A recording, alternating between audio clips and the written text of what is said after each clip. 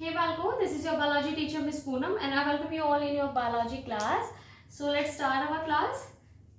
What we were discussing in our previous class, we have started this chapter number 3 from your NCERT book class 12, that is human reproduction. We were talking about human reproduction, and in this chapter we have started the male reproductive system. Along with that, we have also discussed the process of gametogenesis in males, human males, that is spermatogenesis.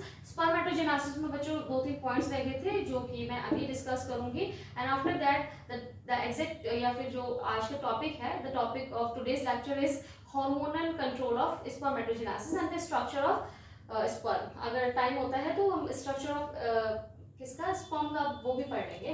So let's talk something about spermatogenesis first, जो कि रह गया था.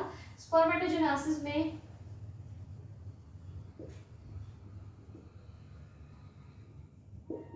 spermatogenesis. What is spermatogenesis? First of all, this is the formation of sperm. Formation of sperm या spermatozoa. ठीक है. This is what spermatogenesis. Spermioteliosis भी कहते हैं इसको. Spermatogenesis को क्या कहते हैं बच्चों? Spermioteliosis. देखो स्पेलिंग का कुछ हो गया होगा, देख लेना. स्पर्मियोटेलियोसिस ही कहते हैं. आपकी स्पर्मेटोजेनेसिस का दूसरा नाम है एक तरह से. उसके बाद आपने एक और प्रोसेस का नाम पढ़ा, spermiogenesis. What is that? This is the differentiation phase. ठीक है. डिफरेंशिएशन फेज में क्या हो रहा था बच्चों? फॉर्मेशन ऑफ या डिफरेंशिएशन ऑफ स्पर्मेटिड्स, या फॉर्मेशन या differentiation, both term you can use. Differentiation या formation of spermatozoa from spermatids.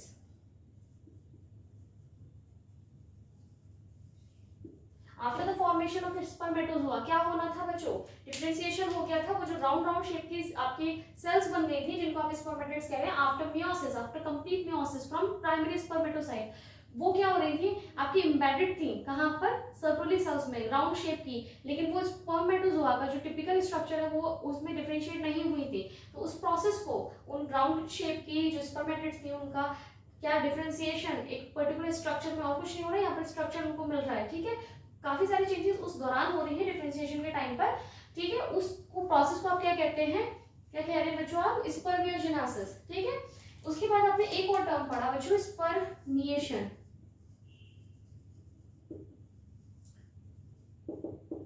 Spermiation क्या था? स्पर्मिएशन बच्चों जब ये स्पर्मेटोजोआ बन गया after the spermiogenesis, Sertoli cell में अटैच्ड है, तो detachment of spermatozoa from Sertoli cells. Sertoli cells से इनका डिटैचमेंट, ये क्या होगा? जुदा हो गए. ये जुदाई का जो प्रोसेस का नाम है दैट इज स्पर्मिएशन. ठीक है. अलग हो गए बेचारे. सर्टोली सेल्स को छोड़ दिया उन्होंने. क्यों छोड़ दिया? क्योंकि भैया उनको काम करना है. इनको क्या करना है? काम. बहुत इंपॉर्टेंट काम करना है. अगर ये नहीं निकले यहाँ से तो क्या रिप्रोडक्शन नहीं होगा, गैमेटोजेनेसिस कंप्लीट नहीं होगी. ठीक है. और बस सारे इंसान खत्म हो जाएंगे फिर, है ना. तो इनका जरूरी है घर छोड़ना. घर छोड़ दिया इन्होंने, सर्टोली सेल्स को छोड़ दिया, त्याग दिया. अब ये आगे जाएंगे. सो इस प्रोसेस को क्या बोल रहे हैं आप? स्पर्मिएशन. ये 3 प्रोसेस में कंफ्यूजन थोड़ी सी क्रिएट हो जाती है. इनका नाम ध्यान से याद रखिएगा. ये फॉर्मेशन ऑफ स्पर्म है. कहाँ से? From spermatogonia. स्पर्मेटोजोआ बोल लो या स्पर्म बोल लो. From spermatogonia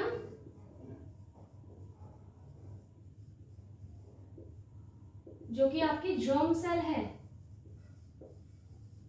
right. These are what? Germ cells. ठीक है. This is what? This spermatogenesis. यहाँ पर जो बेटा स्पर्मेटोजेनेसिस हो रही है तो वो आपकी जो ह्यूमन बीइंग्स में हो रही है वो आपकी प्यूबर्टी में स्टार्ट हो रही है. जो स्टार्ट हो रही है वो कब हो रही है? प्यूबर्टी. ठीक है. दूसरी चीज, इसका साइट क्या है? साइट क्या है बच्चों? Seminiferous tubules. ठीक है, सेमनीफेरस ट्यूब्यूल्स में बेटा पर डे कितना सिंथेसिस हो रहा है? Sperm synthesis in an adult man कितना हो रहा है बच्चों? 10⁻12 to 10⁻13. Okay, sperms per day इतना हो रहा है. ठीक है, एक इजैकुलेशन में सिंगल इजैकुलेशन, अच्छा सिंगल इजैकुलेशन छोड़ो, एक स्पर्मेटोजेनेसिस का डेज कितने में हो रहा है कंप्लीट? स्पर्मेटोजेनेसिस कंप्लीट कितने हो रही है? Complete in 64 days. कंप्लीट एक स्पर्मेटोजेनेसिस मतलब आपके स्पर्म का प्रोडक्शन, एक प्रोसेस जो हो रही है उसको 64 डेज लग रहे हैं. ऐसा नहीं है आज हुई तो बन गई, घंटों भर में बन रहा है. ये बन रहा है, निकालो भाई, बन रहे बहुत, अपने अपनी घर की फैक्ट्री है, बन रहा है भैया, 64 डेज लग रहे हैं उसको बनने में. ठीक है, ऐसा नहीं है, रोज हो रहा है सिंथेसिस. लेकिन एक स्पर्मेटोजेनेसिस, एक आप स्पर्मेटोगोनिया को लेंगे तो वो कंप्लीट जो स्पर्म बना रहा है, पूरा जो प्रोसेस है उसको 64 डेज लग रहे हैं. बताएंगे आपको अभी कैसे लग रहे हैं. ठीक है, अगर आप जानना चाहें तो थोड़ा सा उसका दे दूंगी मैं. ठीक है, ये हो गया. अब उसके बाद आता है सिंगल इजैकुलेशन. जो सिंगल इजैकुलेशन है बच्चों, सिंगल इजैकुलेशन क्या होता है? आपका 2 to 4 ml ऑफ सीमेन. इसमें कितना स्पर्म होता है? अराउंड 200 to 300 मिलियन स्पर्म होना चाहिए for being a fertile. Fertility for the fertilization, या फिर आप बोलेंगे जब फर्टाइल है, हेल्दी पर्सन है, उसमें कम से कम इतना स्पर्म होना चाहिए, इतने ml क्या है एक इजैकुलेशन में. ये रेंजेस हैं, चेंज होती रहती है, आपको शायद थोड़ा सा चेंज भी मिलेगा और बुक्स में अगर आप पढ़ते हैं तो. सिर्फ दिस इज व्हाट, जो कि थोड़ी बहुत चीजें रह गई थी आपके प्रीवियस लेक्चर में, वो हैं.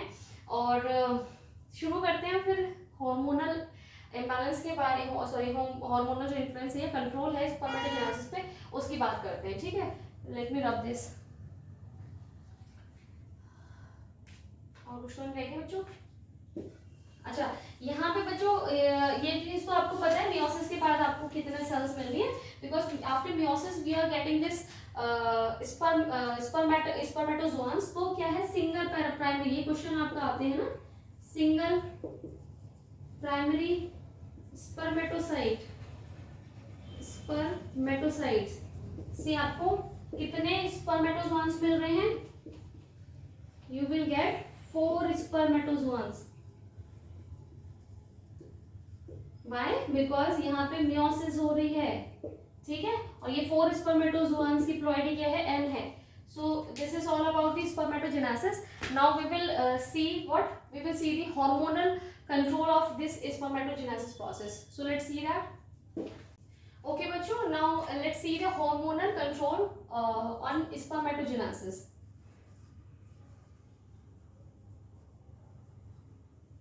Hormonal control on spermatogenesis.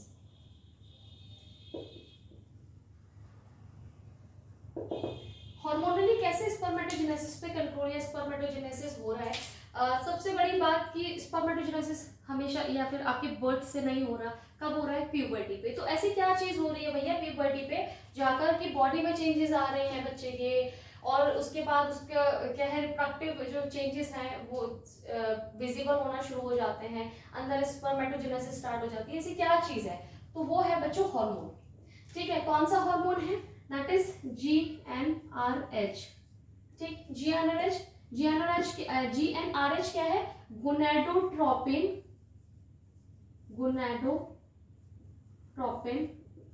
Releasing hormone. देखो नाम में ही है हार्मोन का काम. कैसे? हार्मोन गोनाडोट्रोपिन को रिलीज करने वाला hormone is gonadotropin releasing hormone. ये हार्मोन निकल कहां से रहा है? ये है आपका हाइपोथैलेमस.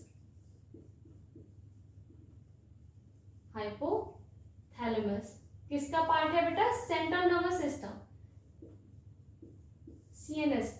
यहाँ तामाजी सटकली, जैसे बच्चा प्यूबर्टी को स्ट्राइक करता है उसकी सटकी जाती है, ठीक है। तो क्या होता है एक्शन में, नहीं सटकती नहीं है भाई, सटकती नहीं है, ठीक है। तो ये हाइपोथैलेमस क्या करता है, जैसे ही बच्चे का प्यूबर्टी स्ट्राइक करती है, हाइपोथैलेमस क्या होता है, जीएनआरएच को रिलीज करने लगता है, जीएनआरएच को रिलीज करने लगता है। रिलीज करने का मतलब क्या है, ये जीएनआरएच कहीं पर जाकर, जो हार्मोन्स होते हैं बच्चों पढ़ेंगे हम 10th क्लास में, आपने पढ़ा भी होगा कंट्रोल एंड कोऑर्डिनेशन में, इनका वर्क पढ़ा होगा। रिसेप्टर्स होते हैं इन पर्टिकुलर सेल्स पे जाकर ये वर्क करते हैं, ये सिग्नल्स देते हैं, एक तरह से सेल सिग्नलिंग का काम करते हैं हार्मोन्स। तो ये कहीं तो जाएंगे अगर प्रोड्यूस हुए हैं, तो इनका जो काम है, इनके जो रिसेप्टर्स है बेटा, वो क्या है, रिसेप्टर्स का मतलब तो जानते होंगे आप, हार्मोन्स। हार्मोन्स एक ऐसा केमिकल है, वो ऐसा नहीं है किसी भी सेल पे जाकर कुछ भी बोल दे, है ना, ऐसा नहीं है। वो आंटी नहीं है ये जो भैया इधर से सुनी और कहीं पे भी जाके फैला दिया पूरे में, ये क्या है, ये सिग्नल पर्टिकुलर सेल के लिए लेंगे जिनके पास इनका रिसेप्टर होगा,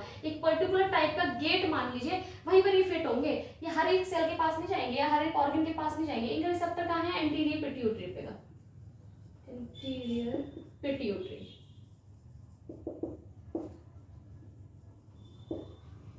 एंटीरियर, अच्छा ग्लैंड छोड़ो, एंटीरियर पिट्यूटरी के पास गए, ठीक है। पिट्यूटरी के पास क्या है बच्चों, उन्होंने सिग्नल दिया कि भैया बच्चा जो है वो प्यूबर्टी को स्ट्राइक कर दिया है, तो कुछ करें। तो पिट्यूटरी बोलते हैं हाँ भाई मुझे भी हार्मोन रिलीज करना है इस टाइम पर, मुझे भी कहा गया था जैसे ये जीएनआरएच आए तो रिलीज कर देना हार्मोन। तो ये भी दो तरीके के हार्मोन को रिलीज करेंगे, दो तरीके के हार्मोन। वो कौन से हार्मोन है बच्चों, LH एंड FSH, ठीक। इनका नाम क्या है, LH क्या होते हैं बच्चों, luteinizing hormone, luteinizing hormone.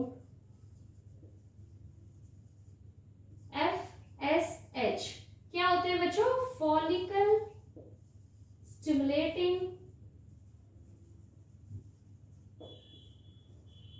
Hormone. अब इनका नामकरण करेंगे, एक और नाम देंगे इनको ल्यूटिनाइजिंग को, पर पहले देख लेते हैं क्यों दे रहे हैं उनको नाम। जो LH है बच्चों, जैसे यहाँ पर इनका रिसेप्टर इनके पास था, इस ग्लैंड के पास था, ऐसे ही ल्यूटिनाइजिंग हार्मोन का और आपका फॉलिकल स्टिमुलेटिंग हार्मोन का जो रिसेप्टर है वो भी आपका कहाँ है, टेस्टिस पे पर्टिकुलर जगह पर है, पर्टिकुलर सेल्स में है। इनके जो रिसेप्टर्स हैं ये कहाँ पर जाके सिग्नलिंग करेंगे बच्चों, लेडिक सेल्स पे, लेडिक सेल्स की, जो कि क्या थी, इंटरस्टिशियल सेल्स, या इनको कंबाइनली बोलते हैं interstitial cell of Leydig, interstitial cell, LCL नहीं ICL सॉरी, ठीक है, इन्हीं को बोलते हैं। इनके जो रिसेप्टर है LH के वो लेडी सेल्स पे हैं। FSH के जो रिसेप्टर है बच्चों वो है सर्टोली सेल्स पे, सर्टोली सेल्स पे, ठीक है। इनके रिसेप्टर पे, इन पे बाइंड करें,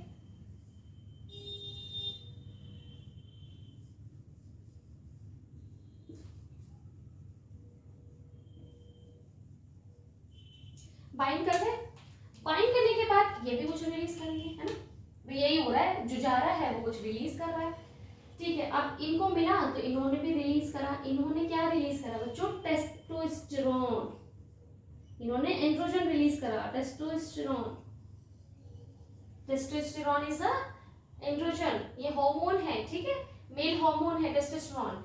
सर्टोली सेल्स क्या करेंगी बच्चों, आपके दो चीजें अभी नहीं कर रही हैं, फिलहाल इसको मिटाओ, आपका क्या करेंगे, स्टिमुलेट करेंगे ए बाइंडिंग प्रोटीन, एबीपी न्यूज नहीं है ये, न्यूज का भैया नाम है वैसे, एबीपी है। एबीपी है क्या, ये androgen binding protein, androgen binding protein, ठीक है। ये आपकी क्या है बच्चों, ये रिलीज यहां पर करेंगे इनहिबिन, इनहिबिन कैसे करेंगे, कब करेंगे, उसकी बात भी करेंगे। एबीपी प्रोटीन क्या है आपकी, एंड्रोजन बाइंड करने वाली प्रोटीन है, मतलब एंड्रोजन ये है, इसको बाइंड करेंगे तो ये हेल्प करेंगी आपकी, स्टिमुलेट करेंगी स्पर्मेटोजेनेसिस को, स्पर्मेटोजेनेसिस को हेल्प करेंगी स्पर्मेटोजेनेसिस में, टेस्टोस्टेरोन आकर, है ना, बाइंड भी तो करेगा। अब ये प्रोसेस हो गई आपकी, ठीक है। टेस्टोस्टेरोन निकला, वो क्या करेगा बच्चों, स्पर्मेटोजेनेसिस को स्टार्ट कर देगा। किस पे काम कर रहा है, स्पर्मेटोजेनेसिस पे, ठीक है।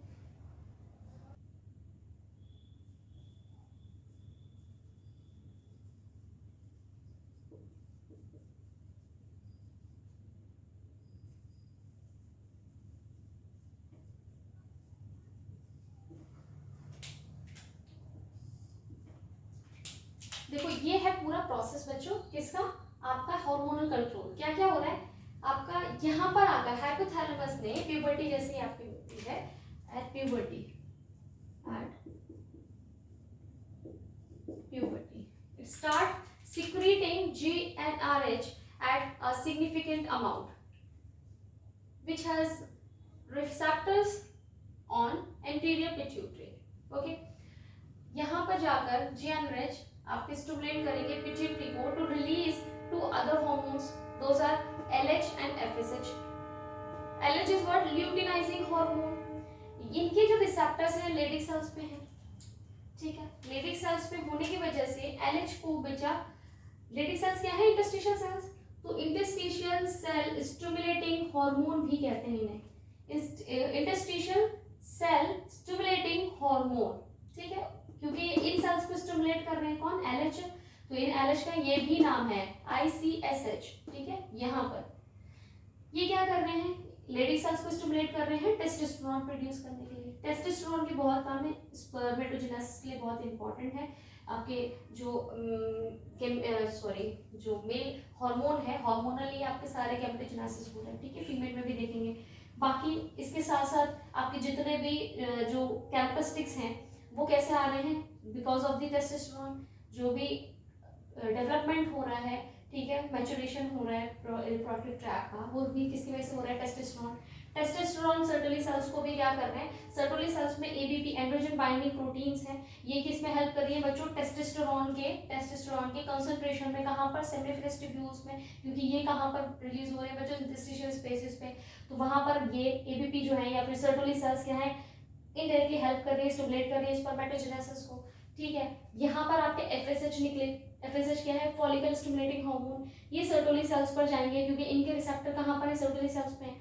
सर्टोली सेल्स इनके मिलने के बाद ABP रिलीज करना शुरू कर देगा या आपके स्टिमुलेट करना लगेगा स्पर्मेटोजेनेसिस। इसका मतलब क्या है, जो टेस्टोस्टेरोन है उसको कंसंट्रेट करने लगेगा कहाँ पर, आपके सेमिनिफरस ट्यूब्यूल्स के अंदर, ठीक है, क्योंकि नीड है स्पर्मेटोजेनेसिस के लिए। उसके बाद इनहिबिन कब रिलीज हो रहा है, इनहिबिन के नाम से समझ रहे हैं, इनहिबिट कर रहा है किसी चीज को। ये तो बेटा हो गया पॉजिटिव फीडबैक। पॉजिटिव का मतलब हार्मोन जो है वो पॉजिटिव फीडबैक दे रहे हैं for the production of hormones, for the production of androgen testosterone के लिए, ठीक है। अब ये जो इनका जो प्रोडक्शन है क्या वो हमेशा ही होता रहेगा, क्या टेस्टोस्टेरोन जो है आपके प्रोड्यूस होते रहेंगे, हर वक्त नहीं हो सकते ना, उनको एक स्विच तो होना चाहिए ना कि भैया बंद कर दो, अब फैन चल रहा है, आपको जरूरत है, आप जा रहे हैं तो फैन ऑफ करके जाएंगे ना, आपको प्रोडक्शन नहीं चाहिए अभी, आपको रोकना है टेस्टोस्टेरोन, तो आप क्या करेंगे, इस फीडबैक को रोकेंगे। तो इसके लिए क्या अलग से कुछ नहीं है, ये टेस्टोस्टेरोन ही यहाँ पर क्या कर रहे हैं, नेगेटिव फीडबैक दे रहे हैं। नेगेटिव फीडबैक का मतलब क्या है, इस प्रोसेस को रोकने का। तो टेस्टोस्टेरोन क्या होते हैं बच्चों, जब इनका नंबर हाई हो जाता है, व्हेन टेस्टोस्टेरोन का जो अमाउंट है वो बहुत हाई हो जाता है, तब ये टेस्टोस्टेरोन क्या करते हैं, फीडबैक देते हैं हाइपोथैलेमस और इंटीरियर पिट्यूटरी को। ये सिग्नल दे रहे हैं, टेस्टोस्टेरोन जाकर इनसे बाइंड कर रहे हैं, ठीक है, और इनको बोल रहे हैं कि बस करो, बस अब बंद करो GnRH, बंद करो LH FSH। ये क्या हो रहा है, टेस्टोस्टेरोन जाकर इनको दे रहे हैं। इन्होंने GnRH इन्होंने क्या बोला, पिट्यूटरी ग्लैंड से कि भैया LH और FSH को बनाओ। जब ये बन गए ज्यादा तो टेस्टोस्टेरोन यही काम कर रहे हैं कि भाई वापस जाकर इन लोगों से कह रहे हैं कि अब मत बनाओ GnRH या LH और FSH, ठीक है। इसको बच्चों बोलते हैं नेगेटिव फीडबैक। इनके मिलते हैं GnRH की जो आपकी अमाउंट है वो गिरने लगेगी फीडबैक मिलने से, ठीक है, कम हो गया तो ये इसको सिग्नल नहीं दे पाएगा और LH और FSH बनना बंद हो जाएंगे, तो टेस्टोस्टेरोन बंद हो जाएंगे। तो ये कंट्रोल कर लिया, टेस्टोस्टेरोन ने खुद कंट्रोल कर लिया। टेस्टोस्टेरोन सर्टोली सेल्स को सिग्नल देंगे जिससे कि वो इनहिबिन नाम का एक इनहिबिटरी हार्मोन रिलीज करेगा। ये हार्मोन क्या करेंगे बच्चों, ये भी आपके क्या करेंगे, नेगेटिव फीडबैक देंगे किसको, हाइपोथैलेमस को, और ये भी आपके पिट्यूटरी को नेगेटिव फीडबैक देंगे, this is also negative feedback.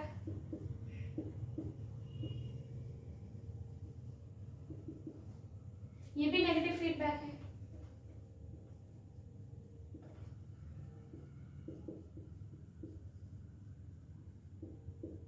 ठीक है, लेकिन यहाँ पर क्या डिफरेंस है, जो इनहिबिट होता है ना बच्चों, जब वो पिट्यूटरी को देता है ये सिग्नल कि भैया बंद करो, तो ये सिर्फ एलएच के लिए दे रहा है, only for FSH, sorry LH के लिए कुछ नहीं बोल रहा वो बड़ा मतलब ही है। वो गया वापस, उन्होंने पिट्यूटरी से कहा भैया एफएसएच बंद कर दे तो बस, तो उन्होंने क्या करा, दोनों के लिए नहीं सिग्नल थे, लेकिन टेस्टोस्टेरोन ने जब एंटीरियर पिट्यूटरी को आपके सिग्नल दिया तो उसने बोला कि दोनों के प्रोडक्शन को रोक दिया जाए टेस्टोस्टेरोन में। सो this is what the negative feedback. Negative feedback का मतलब क्या है, ये जो प्रोसेस चल रही है फॉर्मेशन की, सिक्रीशन की, हार्मोन्स की, वो रोक देना। वो आपका रोकने में कौन इन्वॉल्वमेंट शो कर रहे हैं, खुद अब ये एंड्रोजन जो हार्मोन है बॉडी का, वो खुद इस चीज में पार्टिसिपेशन या रोल पार्टिसिपेट कर रहा है इंपॉर्टेंट, जो कि नेगेटिव फीडबैक दे रहा है आपके बाकी ग्लैंड्स को, जैसे कि जो आपके हार्मोन सिक्रीशन है वो रुक जाए, जैसे इनका प्रोडक्शन क्या है कंट्रोल्ड वे में चले। So this is the hormonal control of spermatogenesis. कुछ भी समझ नहीं आएगा then we will clear all your doubts in your doubt class, हम जूम में सब क्लियर कर लेंगे। सो आई होप यहाँ पर ये चीज क्लियर हो गई होगी, हार्मोनल कंट्रोल किस तरह से है, कौन कौन से हार्मोन सिक्रीट हो रहे हैं और उनका क्या फंक्शन है। सो अब थोड़ा सा स्पर्मेटोसाइट्स या सॉरी स्पर्मेटोजोआ की स्ट्रक्चर के बारे में बात कर लेते हैं। ओके, नाउ बच्चों let's see the structure of sperm. ठीक, स्ट्रक्चर ऑफ स्पर्म। स्पर्म का क्या स्ट्रक्चर है, it is a male gamete, right, uniflagellate है, this is what uniflagellate male gamete, यूनिफ्लैगेलेट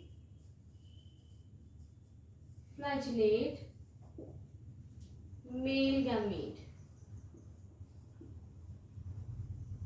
यूनिफ्लैगेलेट मतलब कि इसमें एक फ्लैजुला है, तभी हमने टेल बोली है ना, टेल होती है आपकी स्पर्म में।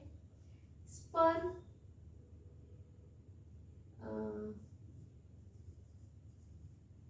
is enclosed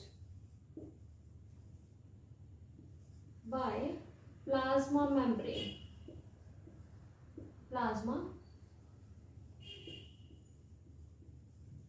मेम्ब्रेन से इनक्लोज है पूरी बॉडी किसकी, स्पर्म की। ठीक, देन जो आपकी प्लाज्म का जो मेजरमेंट है या फिर आपका लेंथ बोलो आप, कितनी होती है, अराउंड 60 माइक्रोमीटर। ठीक है, ब्रेड कितनी होती है बच्चों, कितनी होती है 3.5 माइक्रोमीटर। ये तो हो गई नॉर्मल सी कैरेक्टराइजेशन। अब देखते हैं जो स्पर्म है वो बेटा कितने पार्ट्स में, या उसकी बॉडी है डिवाइडेड है। ठीक है, स्पर्म की बॉडी डिवाइडेड है बच्चों आपके 4 पार्ट्स में, हैंड, ठीक, then neck, then middle piece, okay, and the last one is what, tail. ठीक, ये 3 चीजें हैं। 60 माइक्रोमीटर की लंबाई है। अगर हम यहाँ पर देखें अराउंड आसपास का कितना होगा, तो आपके 3 to 4 या 4 to 5 माइक्रोमीटर आपका हेड होता है। नेक बहुत बहुत छोटी सी है, हाँ ये भी बहुत छोटा है, उससे भी छोटी है 3 micrometre. Middle piece around 5 to 7 micrometre and tail is 50 micrometre. ठीक है, इसी के आसपास का इनका मेजरमेंट होता है। इस तरह से रेंजेस सेट होती है जैसे आपको 60 माइक्रोमीटर की आपको लेंथ मिल जाए स्पर्म की। सो स्पर्म आपका डिवाइडेड है, is divided in following parts.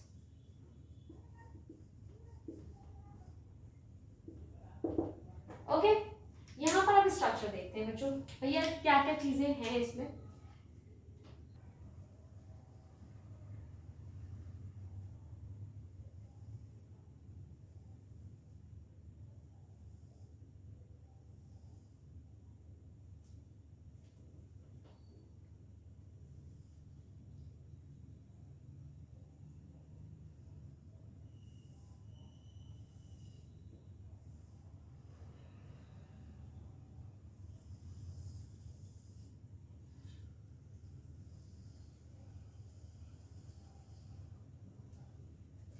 This is थोड़ा बहुत लग रहा होगा भैया, this is what this pump, ठीक है। आप देखो ये पूरी जो मैंने बनाई है बच्चों, ये क्या है बेसिकली आपकी है प्लाज्मा मेम्ब्रेन। इसके अंदर क्या है ना आपके न्यूक्लियस है, ये पूरा यहाँ पर ये एक्रोसोम है, ठीक।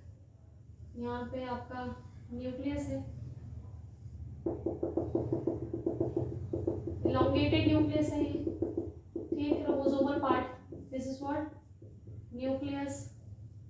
दिस पार्ट ये जो हेड लाइक स्ट्रक्चर है ऊपर, कैप लाइक स्ट्रक्चर, ये बड़ा इंपॉर्टेंट है। क्या है बच्चों ये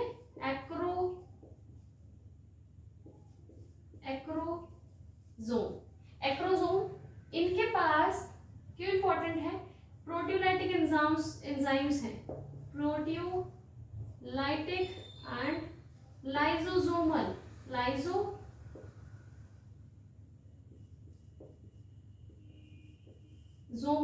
एंजाइम्स, इन्हीं को आप क्या कहते हैं, स्पर्मलाइजेंस।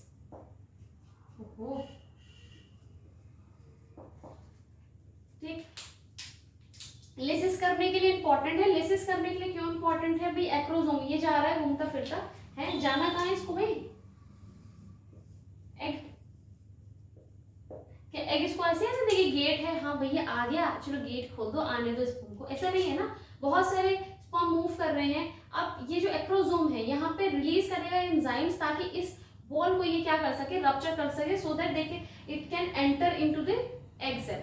यहाँ पर एंटर के लिए करने के लिए, अपने न्यूक्लियस इंट्रोड्यूस करने के लिए कहाँ पर, एग सेल में इनको क्या करना पड़ेगा, यहाँ पे लिसिस करनी पड़ेगी इस बॉल की, एग की बॉल की। तो वो किस उस चीज में कौन हेल्प कर रहा है, एक्रोसोम, ठीक है। ये न्यूक्लियस है। इसके साथ में बच्चों नीचे आपके आते हैं तो आपको मिलते हैं क्या, स्पाइरल, माइटोकॉन्ड्रियल स्पाइरल,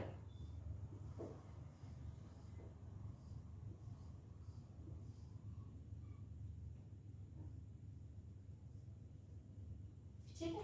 ये अभी यहाँ पर 3 है, पर इनका नंबर कितना होता है, 10 to 14, ठीक। यहाँ पर आपके एक्सियल, ये सेंट्रियोल है, यहाँ से आपका पूरा क्या निकल रहा है बच्चों,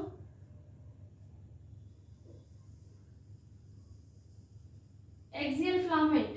ये क्या है जो रेड कलर की मैंने बनाई है, दिस इज एक्सियल फिलामेंट, ठीक है। माइक्रोट्यूब्यूल की बनी है, आप 11th में पढ़ के आए हैं, सेल चैप्टर में हमने साइटोस्केलेटन में पढ़ा था ना ट्यूब्यूल्स के बारे में। तो ये किस में हेल्प कर रही है, यही तो आपकी क्या फ्लैजिला बनाती है, ये हम पढ़ चुके हैं 11th में। तो यहाँ पर क्या है, जो फ्लैजिला का फॉर्मेशन कर रही है वो भी ट्यूब्यूल कर रही है, इसको एक्सियल फिलामेंट कहते हैं। इसको क्या कहते हैं, एक्सियल फिलामेंट, एक्सियल फिलामेंट। और इसी को आप क्या एक्सोनीम भी कहते हैं, एक्सोनीम, ठीक है। दोनों टर्म देखेंगे इस फिलामेंट के लिए, आप जो फिलामेंट मूव कर रही है। अब आप देख रहे हैं फिलामेंट जो है कहाँ कहाँ मूव कर रही है। अब हम मिलकर ना नामकरण कर देते हैं भैया कि ये कहाँ कहाँ पर है। ये चलो थोड़ा सा ऊपर वाला रब कर दूं,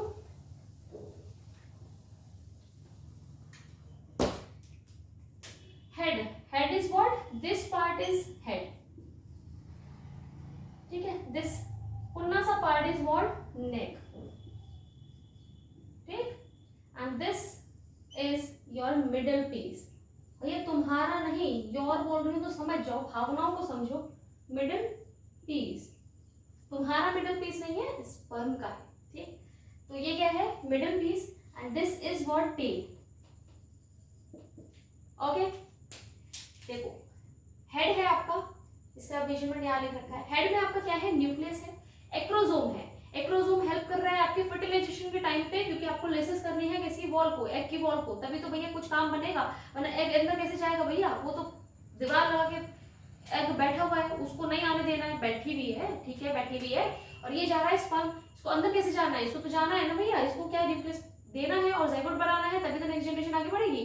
तो क्या करना पड़ेगा, इसको भैया तोड़ फोड़ना पड़ेगा, उसके लिए एक्रोसोम है। एक्रोसोम के अंदर है proteolytic enzyme, lysosomal enzyme, lysosomes आप पढ़ चुके हैं, इसके अंदर बहुत सारे एंजाइम्स होते हैं, हाइड्रोलाइटिक एंजाइम्स, ठीक है। तो इसको कंबाइनली इसको लाइसिन कहते हैं, स्पर्मलाइसिन कहते हैं, ठीक है, क्योंकि लिसिस में हेल्प करेंगे। उसके बाद आपका ये एलोंगेटेड न्यूक्लियस दिखाई दे रहा है, तो ये पूरा पार्ट आपका क्या है, हेड का पार्ट है, 4 to 5 सेंटीमीटर माइक्रोमीटर का, ठीक है। उसके बाद ये छोटा सा पुन्ना सा जो आपको दिख रहा है ये, ठीक है। ये है नेक, नेक में आपको सेंट्रियोल्स मिलते हैं, एक सेंट्रियोल फ्री है, ठीक है, एक सेंट्रियोल फिलामेंट से जुड़ा है, ठीक है, किससे, एक्सियल फिलामेंट से।